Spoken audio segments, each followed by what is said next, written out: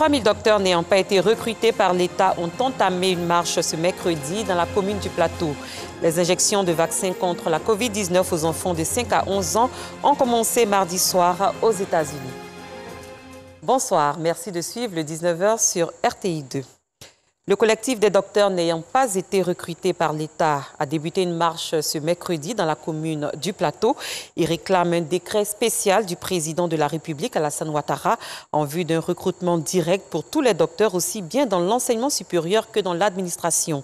Cette marche prévue de la cathédrale à la présidence a été interrompue par les forces de l'ordre.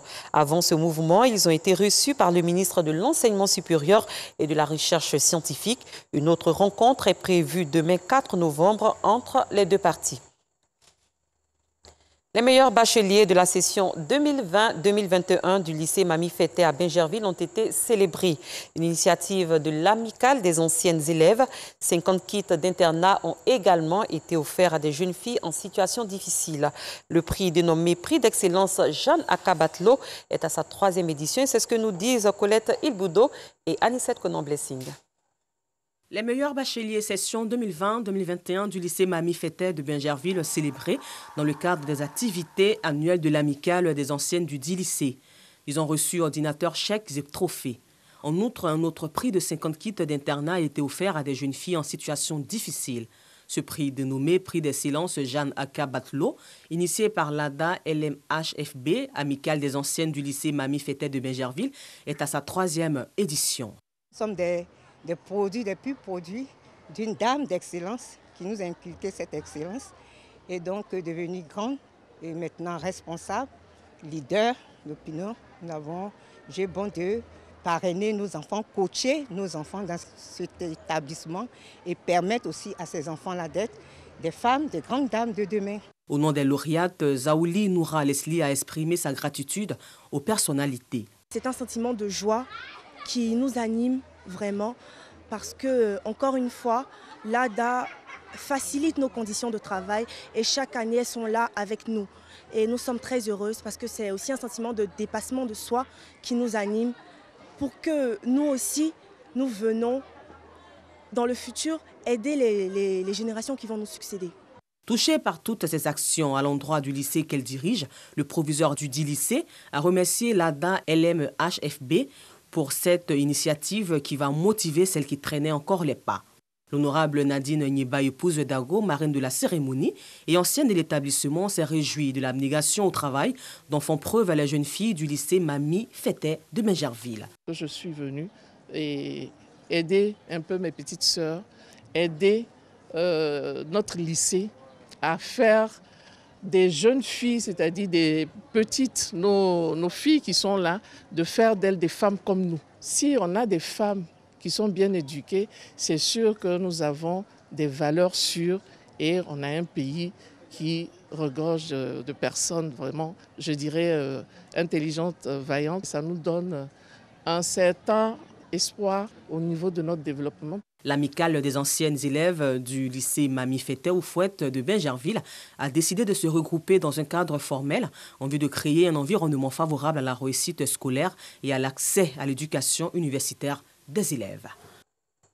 On s'intéresse au bartending, un métier qui a pour vocation d'accueillir la clientèle, préparer et effectuer le service des boissons dans les bars. Dominé par les hommes, le bartending enregistre une faible présence de femmes en Côte d'Ivoire. Pour faciliter l'insertion des jeunes filles dans ce secteur d'activité, un programme de formation a été initié. Plus d'explications avec nous Sangaré et Alassane Drabou. Il a pour rôle d'accueillir la clientèle, préparer et effectuer le service des boissons. Le barman contribue à l'animation et à l'ambiance du bar. Dominé par les hommes, le métier de bartending enregistre une faible présence des femmes en Côte d'Ivoire, d'où le lancement de ce programme international de formation dédié à la gente féminine dénommé Woman, Diageo Bar Academy. Ce programme de formation qui dure 2 mois vise à renforcer la capacité des jeunes filles en vue de faciliter leur insertion dans le dit secteur d'activité. Cette initiative est la bienvenue, d'autant plus qu'elle représente une porte de sortie pour toutes ces jeunes femmes issues des couches défavorisées, déscolarisées, des couches vulnérables. La formation qualifiante, c'est quelque chose de très porteur. elle permettra à toutes ces jeunes femmes-là d'obtenir de l'emploi. Donc ça représente énormément pour nous, sortir les femmes de la précarité. Il faut dire que lorsque la femme est au centre d'une activité, elle s'y imprègne, elle se donne à 100% pour que ça réussisse. Et la femme, c'est la douceur, la femme, c'est la subtilité, la femme, c'est l'amour. Donc je pense que tous ces consommateurs vont ressentir cela lorsqu'ils vont être en face. Implémenté dans plusieurs pays tels que l'Australie, l'Italie, le Brésil, le Cameroun, l'Afrique du Sud et l'Angola, le programme de formation a pour but également de donner de la visibilité et promouvoir le métier de bartending au sein de la gente féminine. Démarrée à Abidjan, la formation va s'étendre aux villes de l'intérieur du pays dans les prochains mois. Les communes de Port-Bouët et du Plateau ont abrité un événement dénommé Week-end de joie des orphelins, une rencontre initiée par la plateforme internationale musulmane pour l'éducation, la formation professionnelle des femmes et des personnes en situation de handicap. Ce rendez-vous qui s'est tenu les samedis 30 et dimanche 31 octobre dernier vise à permettre aux tout-petits de changer d'air, faire des découvertes et d'avoir des moments de loisirs. Bintou Pekeli. Permettre aux orphelins de changer d'air et d'avoir des moments de loisirs. C'est tout l'objectif du week-end de joie pour orphelins organisé par la PIM, plateforme internationale musulmane, dans la commune de Port-Bouët, au quartier Vridi Canal.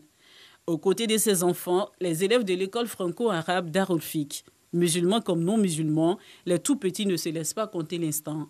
Donc je suis heureuse de venir ici pour jouer avec papa solo, pour le saluer et pour bien jouer et bien manger. Mes parents sont à la maison, mais comme les parents ne sont pas là, ils viennent les soutenir. Natation, déjeuner et divers jeux, tout est réuni pour marquer l'instant. Une satisfaction pour les initiateurs. Après la détente à Port-Bouët, direction la commune du Plateau, la plateforme organise une conférence sur l'importance et les mérites de la prise en charge des orphelins en islam. Conférence animée par Oussaz Traoré. L'orphelin doit être pris en charge par rapport à, comme je l'ai dit, du point de vue affectif, intellectuel et financier.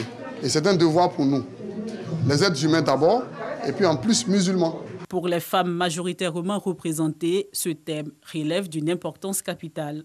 J'ai appris beaucoup. Ce que je pensais, je vais essayer d'encore mieux faire parce que c'est important.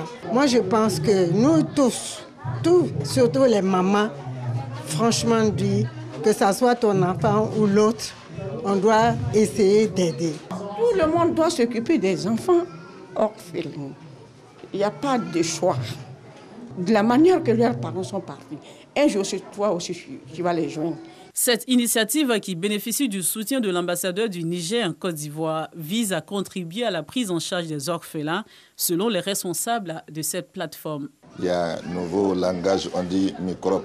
La majorité de ceux qui se trouvent dans ce sens-là, ce sont des enfants orphelins.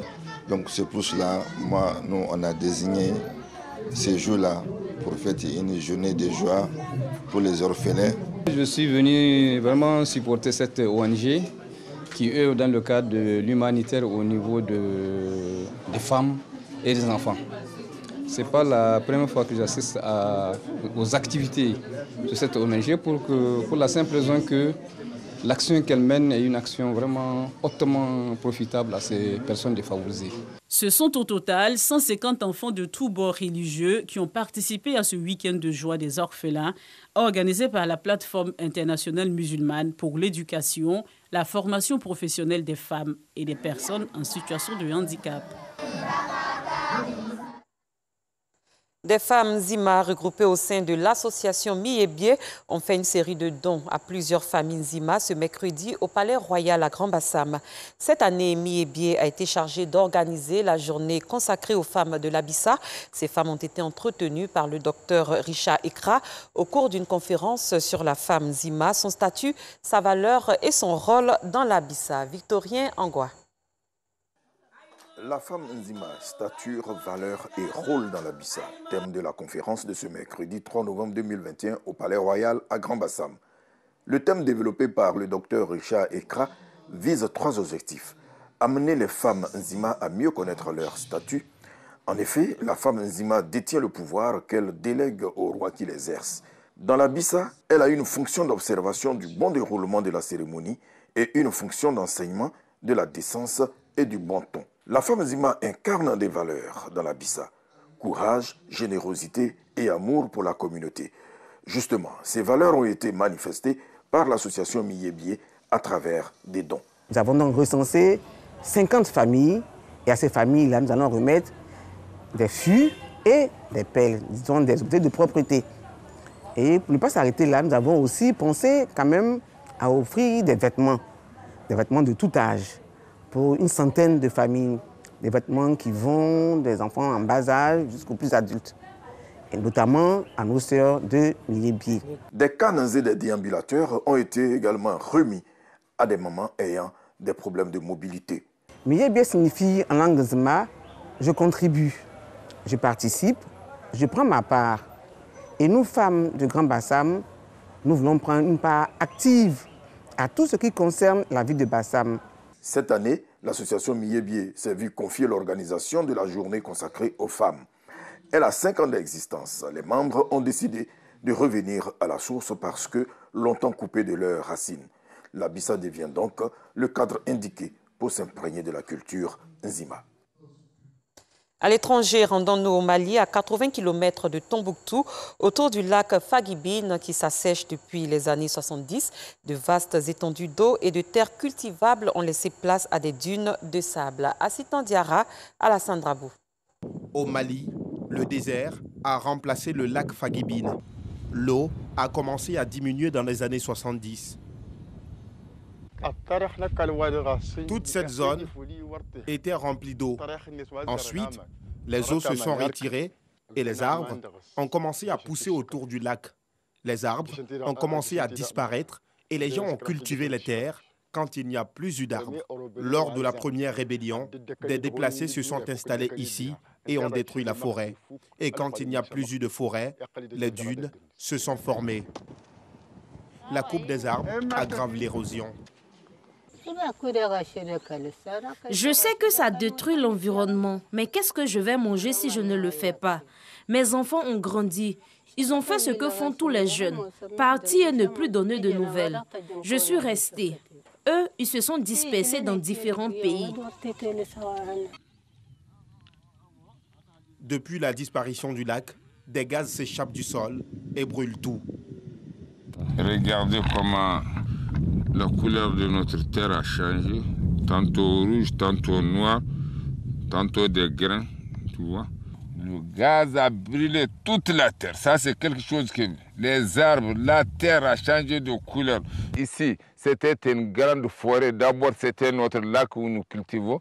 Avec la sécheresse aujourd'hui, c'était devenu une forêt. Après la forêt, c'est le gaz. Ce gaz-là est venu ronger tout ce qu'on a comme arbre ici.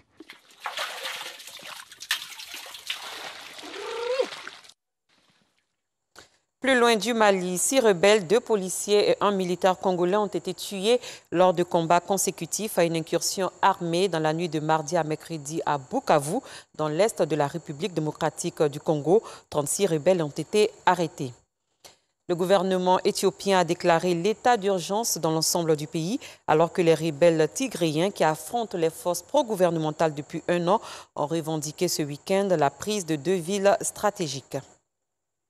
Les injections de vaccins contre la COVID-19 aux enfants de 5 à 11 ans ont débuté mardi soir aux États-Unis. Une nouvelle étape de la campagne d'immunisation saluée comme un tournant par Joe Biden avec 28 millions de bambins nouvellement éligibles dans le pays. Il est seulement le second maire afro-américain de l'histoire de New York. L'ancien policier et militant antiraciste Eric Adams a remporté mardi haut la main la mairie de la mégapole américaine. Un parcours hors du commun pour cet enfant d'une famille pauvre qui avait flirté avec la criminalité. L'élu démocrate est âgé de 61 ans. Cette édition est à son terme. Merci de l'avoir suivi. Très bonne soirée. À demain pour un autre journal.